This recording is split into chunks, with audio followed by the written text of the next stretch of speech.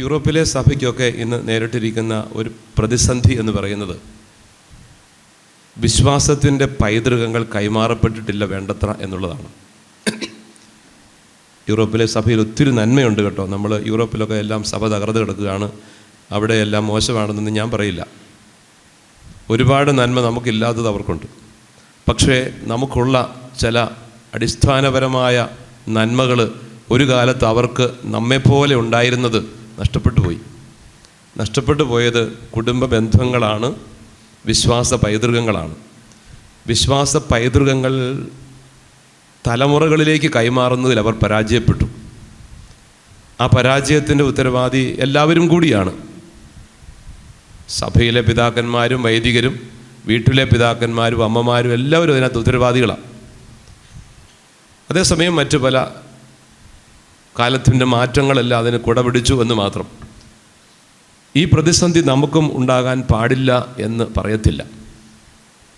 ഈ പ്രതിസന്ധിയുടെ വഴിയിലേക്കാണ് ഒരു പരിധിവരെ ഇന്നത്തെ കാലം, ഇന്നത്തെ കുടുംബം നയിക്കപ്പെട്ടുകൊണ്ടിരിക്കുന്നത് എന്ന കാര്യവും ഞാൻ ദുഃഖത്തോടെ ഓർക്കുകയാണ്. അവിടെയാണ് ഈ പരിശീലന പദ്ധതിയുടെ പ്രാധാന്യം. എന്താണ് അവർക്ക് പ്രധാനമായിട്ട് ഇല്ലാതെ പോയെന്ന് ചിന്തിച്ചാൽ, ഞാൻ അവരിൽ പലരുമായിട്ട് സംസാരിച്ചപ്പോഴുമൊക്കെ എനിക്ക് മനസ്സിലായ ഒരു കാര്യം, അവിടെയുള്ള തന്നെ പിതാക്കന്മാർ എന്ന് വെച്ച് കഴിഞ്ഞാൽ അൽമായരായിട്ടുള്ളവരും അതുപോലെ തന്നെ വിശ്വാസികളായ അൽമായർ, അതുപോലെ സഭയിലെ പിതാക്കന്മാരൊക്കെ ആയിട്ട് സംസാരിച്ചപ്പോഴൊക്കെ എനിക്ക് മനസ്സിലായ ഒരു കാര്യം, രണ്ട് പ്രധാനപ്പെട്ട കാര്യങ്ങൾ അവർക്ക് നഷ്ടപ്പെട്ടു പോയി. ഒന്ന്, വിശ്വാസ പരിശീലനം എന്ന് പറയുന്ന ഒന്ന് അവർക്കില്ലാതെ പോയി. മതപഠന ക്ലാസ്സുകൾ അത് നടത്താൻ പറ്റിയിട്ടില്ല. പിന്നെ കുടുംബ പ്രാർത്ഥനയും കുടുംബത്തിലെ വിശ്വാസ പൈതൃകങ്ങളുടെ കൈമാറ്റവും നഷ്ടപ്പെട്ടു. അപ്പം മാതാപിതാക്കൾക്ക് ഒരു കാലത്തുണ്ടായിരുന്ന വിശ്വാസം അടുത്ത തലമുറയ്ക്ക് കൈമാറാൻ അവർക്ക് കഴിഞ്ഞില്ല.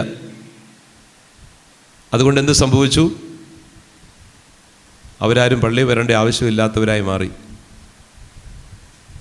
സഭയിൽ ഒരു കാലത്ത് അവർ വിശ്വാസത്തിൽ അടിയുറച്ച് വളർന്നു വന്നതിൻ്റെ അടിസ്ഥാനപരമായ സുവിശേഷ മൂല്യങ്ങളും അതിൻ്റെ നന്മകളും ഇപ്പോഴും യൂറോപ്പിൽ കിടപ്പുണ്ടെന്ന് നമുക്കറിയാം. പക്ഷേ ഇന്ന് അവർക്ക്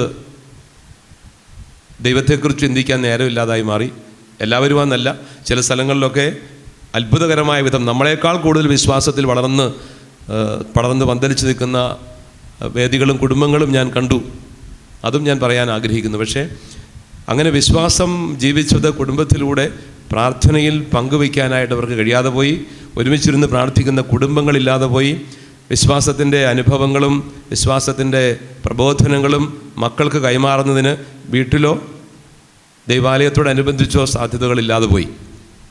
അതുകൊണ്ട് പിന്നീട് മക്കളുടെ തലമുറ അതിനെക്കുറിച്ച് ചിന്തിച്ചിട്ടില്ല. അതുകൊണ്ട് അവർക്ക് ദൈവാലയം എന്ന് പറയുന്നത് പ്രസക്തമല്ലാതായി.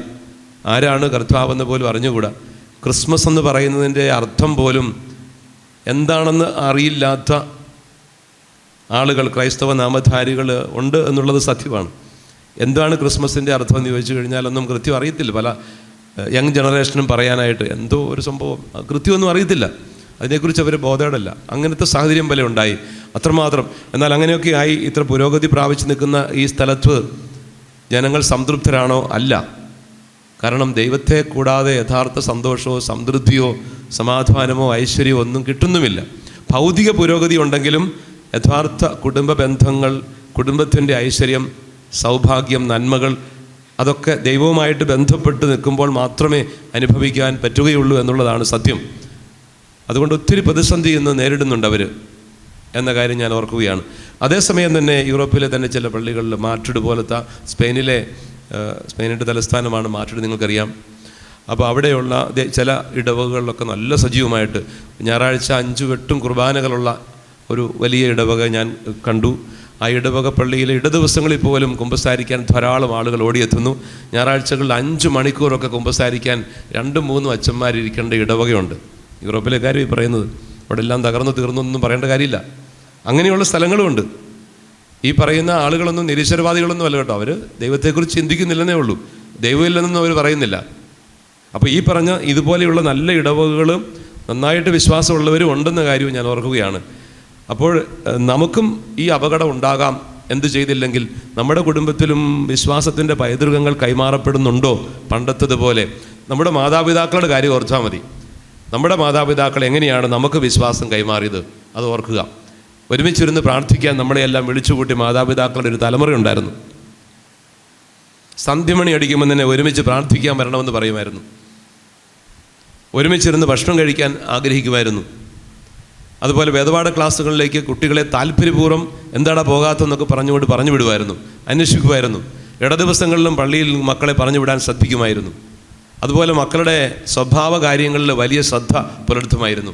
ഇന്നത്തെ തലമുറ നിങ്ങളുടെ തലമുറ ആയിരിക്കില്ല, നിങ്ങൾക്ക് ശേഷമുള്ള തലമുറയെക്കുറിച്ചൊന്ന് ചിന്തിച്ചു നോക്കൂ, എങ്ങനെ നിൽക്കുന്നു.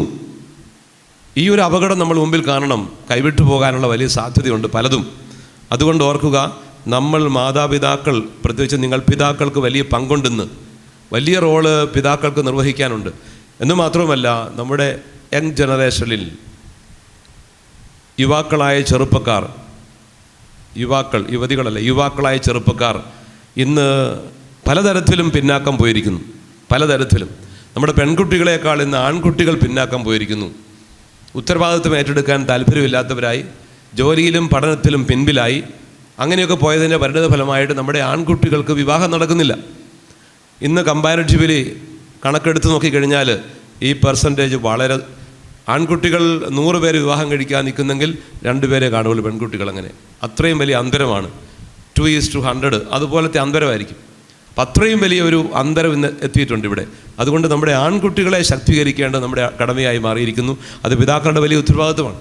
അപ്പം അതുകൊണ്ട് ഇത്തരത്തിൽ നമ്മുടെ കുടുംബങ്ങളെ ശ്രദ്ധാപൂർവം വേണ്ട വിധം മുൻപോട്ട് നയിക്കാൻ, വിശ്വാസത്തിൽ അടിയുറപ്പിച്ച് നിർത്തി നയിക്കാൻ ആൺകുട്ടികളെ പെൺകുട്ടികളെയും തീർച്ചയായിട്ടും ഒരുപോലെ നല്ല രീതിയിൽ എല്ലാ മേഖലയിലും പഠനത്തിലും എല്ലാ തരത്തിലുള്ള മികവിലും മുൻപോട്ട് നയിക്കാൻ കഴിയണം.